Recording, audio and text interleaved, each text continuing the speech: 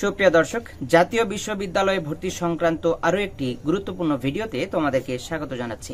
তোমরা যারা জাতীয় বিশ্ববিদ্যালয়ে অনার্সে আবেদন করেছো, আবেদন করার পরে তোমরা চান্স পাওনি অথবা চান্স পেয়েও পছন্দের সাবজেক্টের জন্য তোমরা ভর্তি হওনি, তোমাদের জন্য কিন্তু রিলিজ স্লিপ ছাড়া হয়েছে। তোমরা যারা ভর্তি হওনি এবং ভর্তি কনফার্ম করনি, উভয়ের জন্য কিন্তু রিলিজ স্লিপটা অ্যাক্টিভ করা হয়েছে। রিলিজ স্লিপে কিভাবে আবেদন করবে এবং রিলিজ স্লিপে কিভাবে সাবজেক্ট পছন্দ করবে, কলেজ পছন্দ করবে, সব বিষয়গুলো কিন্তু আজকের এই ভিডিওতে রয়েছে। অতএব পুরো ভিডিও জুড়ে আমাদের সঙ্গে থাকতে হবে। এবং বলে রাখছি, বর্তমানে কিন্তু জাতীয় বিশ্ববিদ্যালয়ের সার্ভারে একটু প্রবলেম চলছে। অতএব আবেদন করতে হলে একটু সতর্কতার সাথে সময় নিয়ে আবেদন করতে হবে। তো আবেদন করার জন্য আমাদেরকে যেতে হবে কম্পিউটার স্ক্রিনে। চলো কম্পিউটার স্ক্রিনে যে সেখানেই কথা বলবো।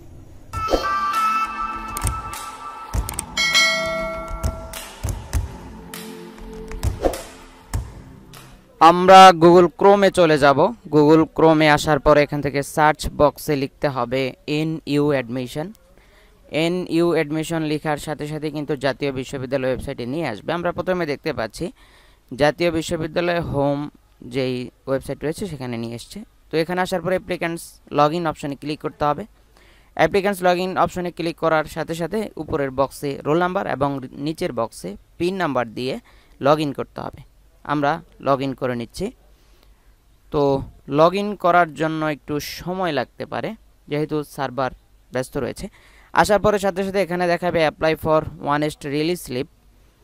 যারা কনফার্ম করেনি তাদের জন্য এই লেখাটা আসবে। ওয়ানেস্ট রিলিজ স্লিপ এই অপশনে ক্লিক করতে হবে। এখানে ক্লিক করার সাথে সাথে প্রথম একটি উইন্ডো দেখাবে।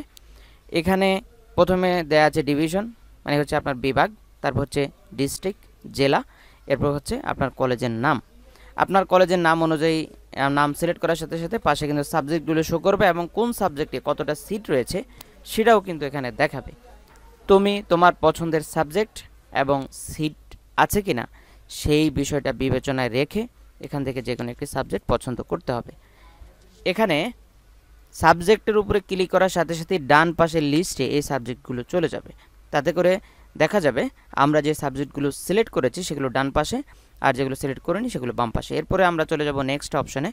নেক্সট অপশনে যাওয়ার পরে আমাদেরকে সেকেন্ড কলেজ এখান থেকে নির্বাচন করতে হবে। ঠিক একই নিয়মে আমরা যেভাবে প্রথম চয়েস দিয়েছি ঠিক একইভাবে second choice, third choice, fourth, fifth সবগুলো চয়েস একই নিয়মে দিতে হবে। তো এখান থেকে প্রথমে ডিস্ট্রিক্ট, প্রথমে ডিভিশন, তারপর ডিস্ট্রিক্ট, তারপর হচ্ছে কলেজের নাম। তো আমরা এখান থেকে আরও একটি কলেজের নাম সিলেক্ট করে দেব। দেখতে পাচ্ছি এখানে সাবজেক্টগুলো শো করেছে। তো আমরা যে সাবজেক্টে দিতে চাই সেটা এখান থেকে সিলেক্ট করব, তারপর হচ্ছে নেক্সটে চলে যেতে পারবো। একাধিক সাবজেক্টও সিলেক্ট করা যায়, আর হচ্ছে আপনার যদি একটি মাত্র সাবজেক্ট চুজ করতে মন চায় তাহলে সেটা আপনি করবেন। তবে একাধিকও করা যায়, আপনার যত ইচ্ছা তত করা যায়, মানে যে যতগুলো সাবজেক্ট থাকবে তার মধ্যে। তো এখান থেকে আমরা এই কলেজ থেকে সাবজেক্ট চুজ করব, তারপর হচ্ছে নেক্সট অপশনে চলে যাব।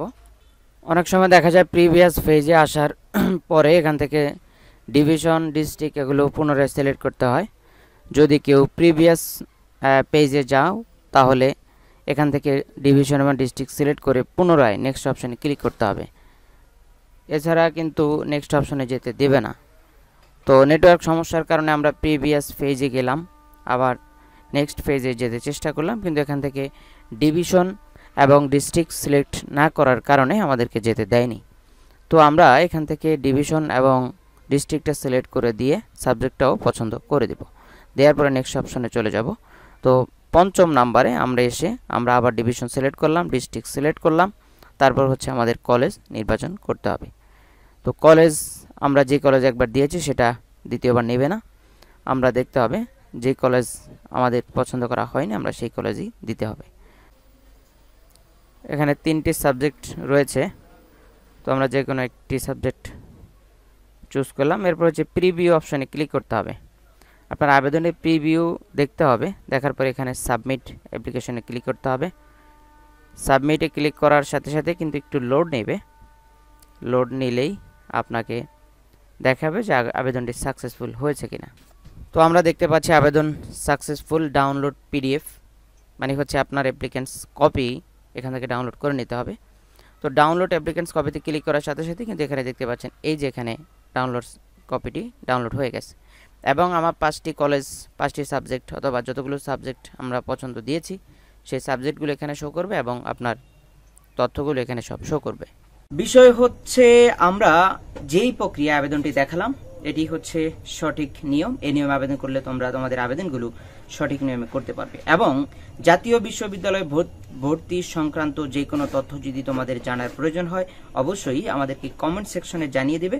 আমরা তোমাদের উত্তরগুলো নেক্সট ভিডিওতে দিয়ে দিব, অথবা আমরা কমেন্টেই তোমাদের উত্তরগুলো পৌঁছে দিব। সেজন্য থাকতে হবে আমাদের সঙ্গে। ধন্যবাদ।